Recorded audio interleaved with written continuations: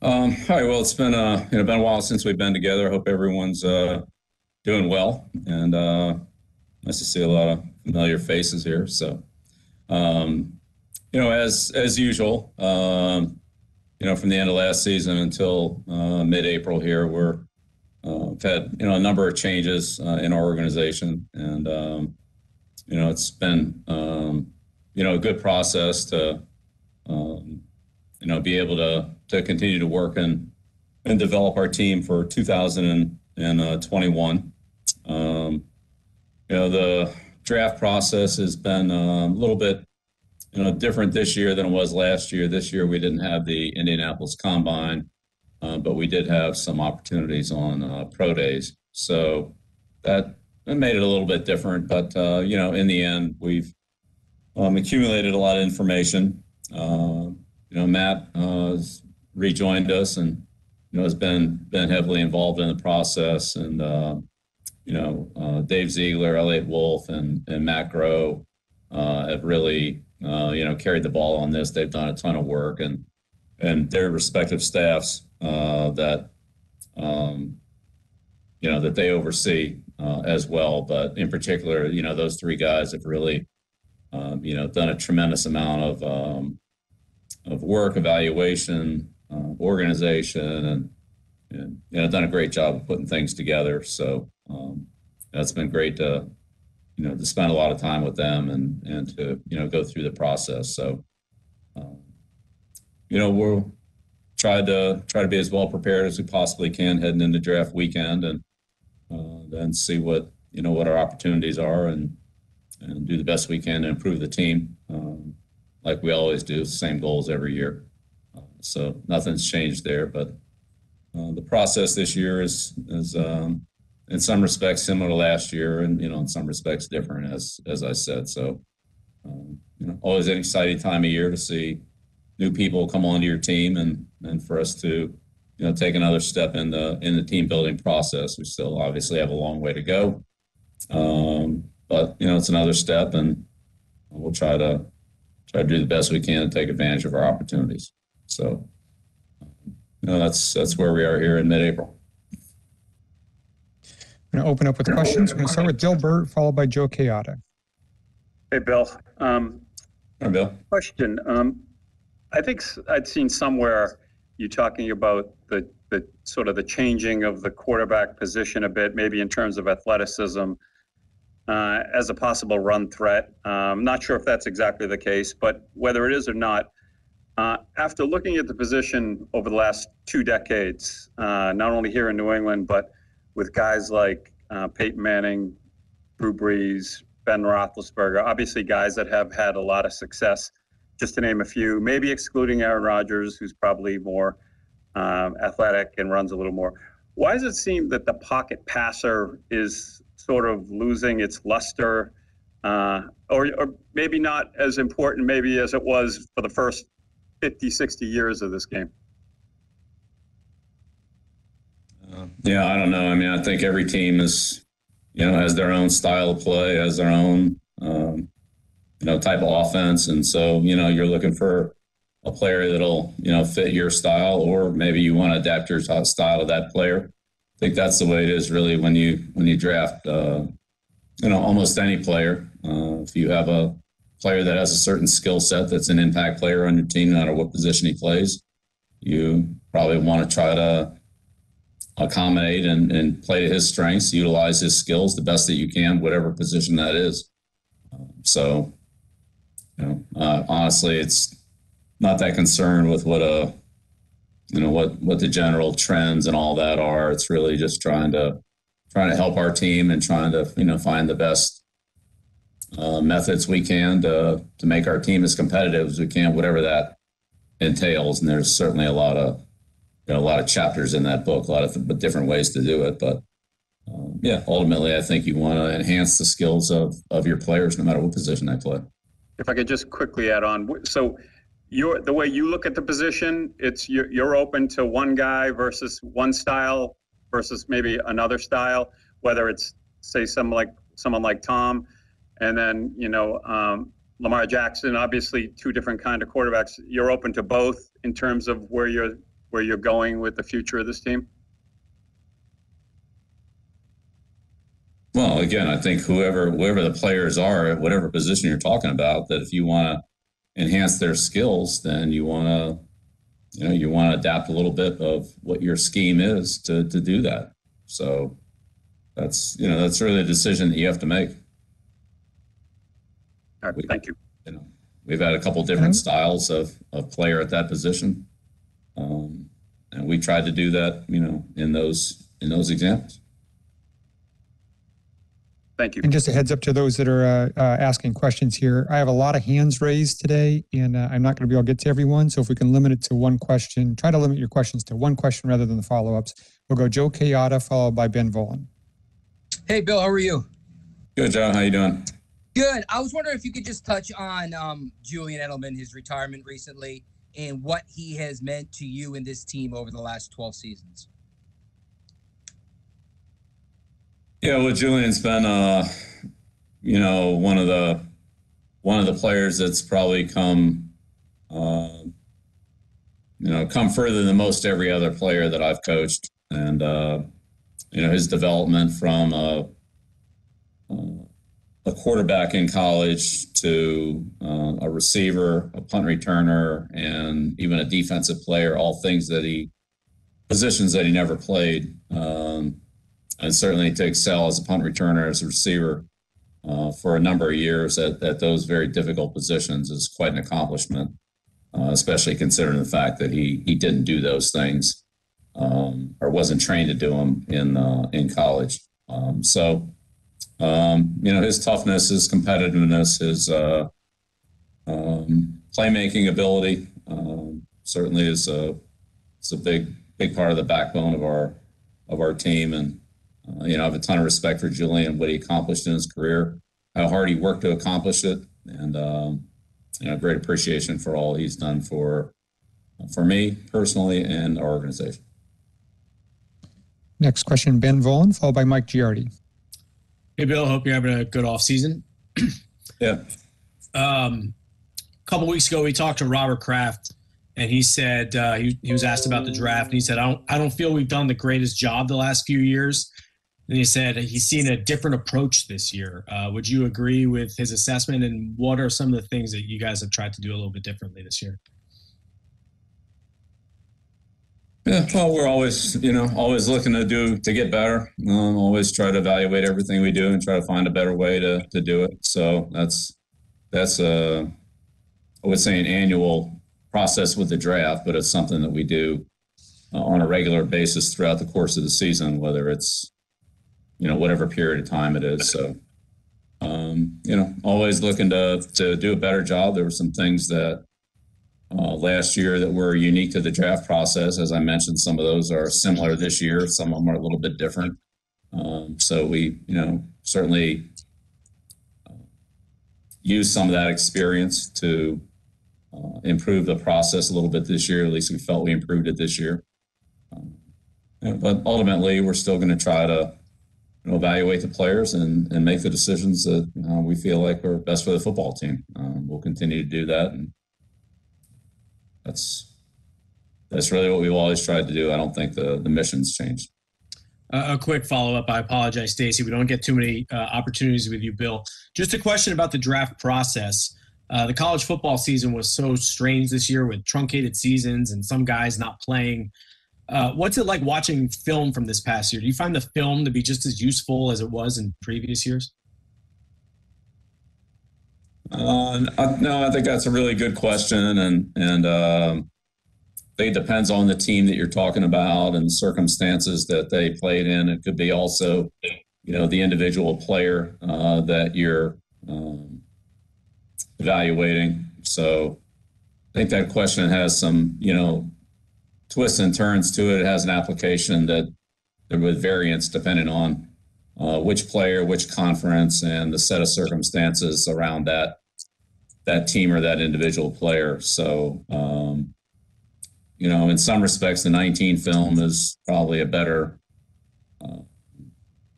more of an apples to apples comparison of where players were. But at the same time, we all know that players get better with another year of experience, and And so there were a lot of players that improved from 19 to 20 as they would normally do. And then there were a lot of circumstances surrounding the 20 season. So it's made the evaluation a little bit different. And, just have to try to figure out, what you think the player will be able to do for your team, what his role will be, and what the rate of development or what the process will be when you get him onto your team.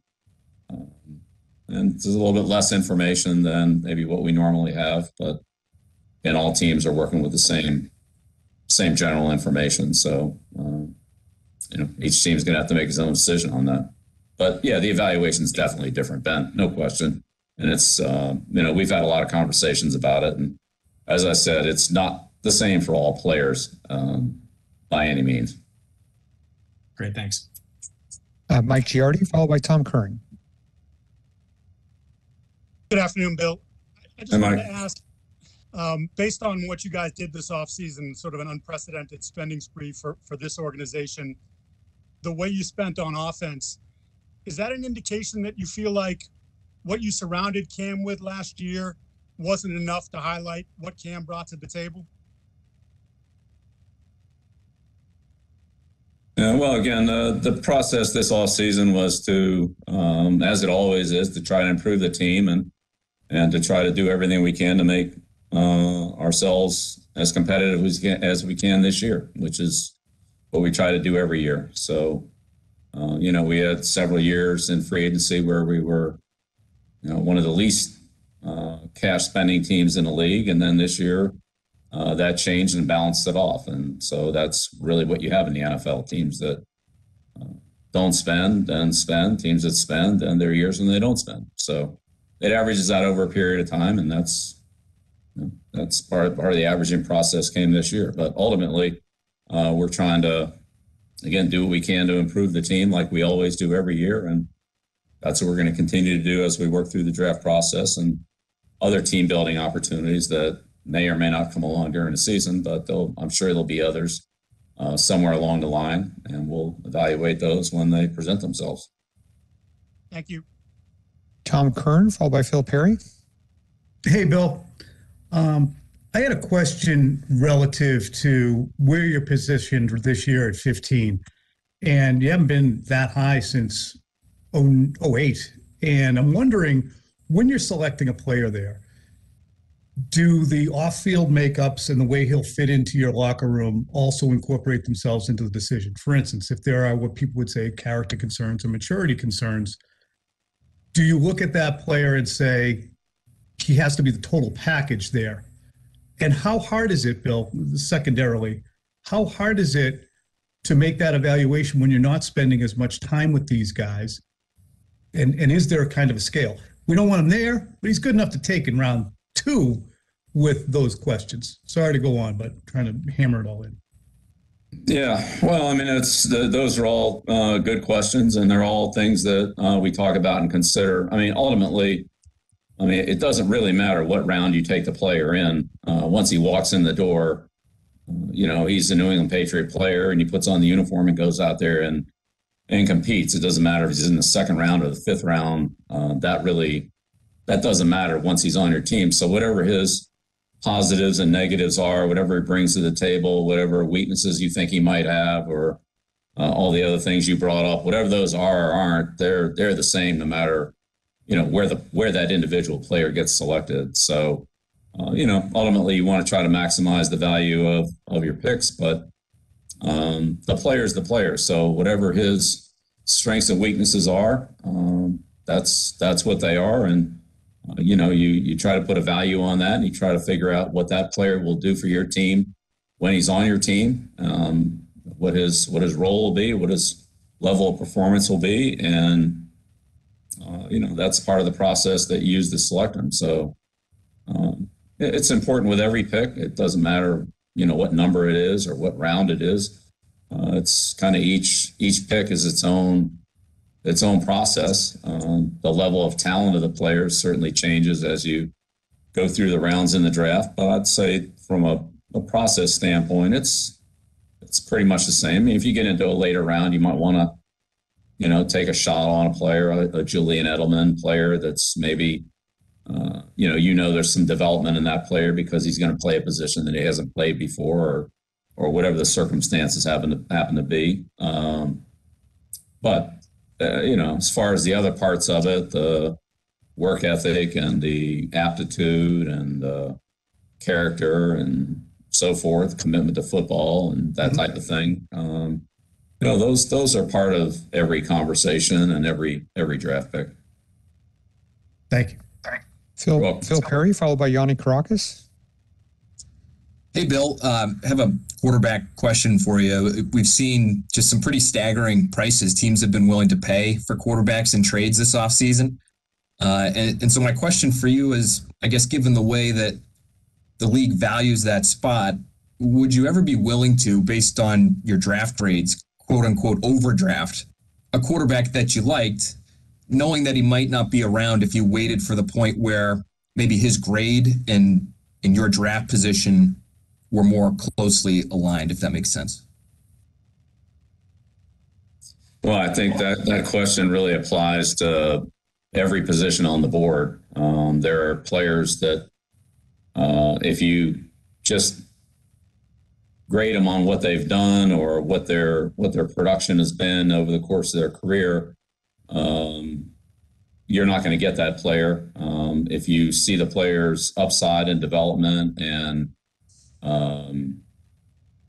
growth, and you pay a much higher price for the player than what his production shows, because you feel that in time or experience or different system or whatever the combination of reasons are, that player will perform above maybe what his production was in college. Could be injury related, could be, as I said, scheme related, it could be just the physical development of the player. So those are always things that you talk about. It's you're obviously betting on the come there. You're betting on the player's development versus what you might actually see from another player. But in some cases, the upside might be greater. Maybe the downside might be greater too. But at some point, you decide to make that investment, and then when we all see how the player turns out. But that's fairly common at every position. There are always players at every spot that fall into that category that you have to, you're going to have to draft higher than really what they've done. But if you're willing to do that, and that's what they need to do to get the player, then you draft him at a higher spot and hope that his production eventually, reflects the potential that you saw in him.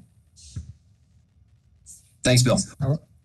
Yeah, we're coming up on 20 minutes, so I'm going to try to get 2 more questions in. We'll start with Yanni Caracas, followed by Dan Roach. Hey, Bill, I'm curious about the so-called in-game adjustments to a draft. Prior to the draft, when you're doing all your homework, how many, if any, mock drafts are you guys doing internally? So if team at 8, 9, 10, 11, 12, 13 do this is what we do at 15, versus if they do this is what we do at 15. Or do you just sit back at 15 and at that moment make a decision? How much are you forecasting what other teams doing and all the machinations that could occur? Right. Well, I think that again, each draft's a little bit different, and so each year is a little bit different. But all that being said, at 15, I think we could eliminate a few players that won't be at 15. And then you could look at a couple scenarios and say, well, if these 3 players are there, which one would we take? If these other 3 different players are there, which one would you take? You go through that exercise and talk about that. But I would say normally now there's less options at 15 than there are, 28, 30, 31, some other spots that we've drafted from. But I would say normally something will happen, and there could very well be a player there that either you don't expect to be there, or maybe he is a couple spots, maybe at 12, 13, he's still on the board, and you really thought that he'd be gone in the top 6, 7 picks. And then that And, then the question comes, do you move up and try to get that player that's fallen a little bit? And so those are kind of the scenarios you go through. Which players would you move up for to get? Which players would you not move up for that, you would wait and decide whether you wanted to pick them at the spot that you're at? And what players, if certain players weren't there and you felt like, well, the value of that pick might be the same whether you're at 15 or at a lower position, or again, it's the same thing in every round, but you're talking about the first round. You feel like you're going to get the same player, the same quality of player, or maybe the player that you like for whatever reason you think would be available at 20, then maybe you trade back to 20 and take them there, or take that value at 20 rather than taking it at 15. So, and again, I'm just picking numbers here out of the hat, but the concept is that's really what it is. Who do you move up for? Who do you take if you stay, and what players are on the board? And if players are on the board that you feel like don't add a lot of value, or maybe they're not the kind of fit for your team that you're looking for at that particular situation, then maybe you say, okay, maybe we consider moving back. Now, you can only move back if somebody else wants to move up. So ultimately, you've got to be ready to pick. But sometimes there have certainly been many times where we felt that we were able to get the same player or a comparable value at a lower point in the draft, and so we moved backwards. So again, really all that is to say I think the best thing we can do is do our homework, know the players, know the board, and when we walk into the room for the final exam, and then we see the questions on the test when it comes our turn to pick, or maybe a few spots in front of our pick, then we have to, potentially start making some decisions. And sometimes people will come to you with opportunities that you may not have anticipated, and then you have to make those decisions then as to whether or not you would want to move your selection pick up or down, depending on what the offer is and so forth. So a lot of it's fluid, but there's certainly the scenarios that are worth going through as exercises to think about and to kind of prepare for. I'd say more often than not, the ones that you go through don't happen. It's usually something a little bit different. But you never know. So it's a good exercise. Thank you. And I apologize, everyone. We've gone a little over our budgeted time. We're going to make Dan Roach the final question. Hey, Bill. How you doing? Good, Dan. How about you? No complaints. No complaints. That's good. We don't want to hear them anyway. So yeah, exactly. You've been doing this a long time now, and you've given us an assessment each year, pretty much. Just a thought on how you would characterize or assess this year's quarterback class in the draft. Well, as always, there are some interesting players. I think we talked earlier about the draft process. Some players didn't play. Some players played a full season. Some players played a partial season. When you look at the players at that position, I think you see a lot of different differences in the 2020 season. A lot of it's by conference, but there are some other circumstances as well. So it's an interesting class. It's an interesting group of guys, and some have very strong in some skills. Some seem very strong in other skills. So it's definitely an interesting group.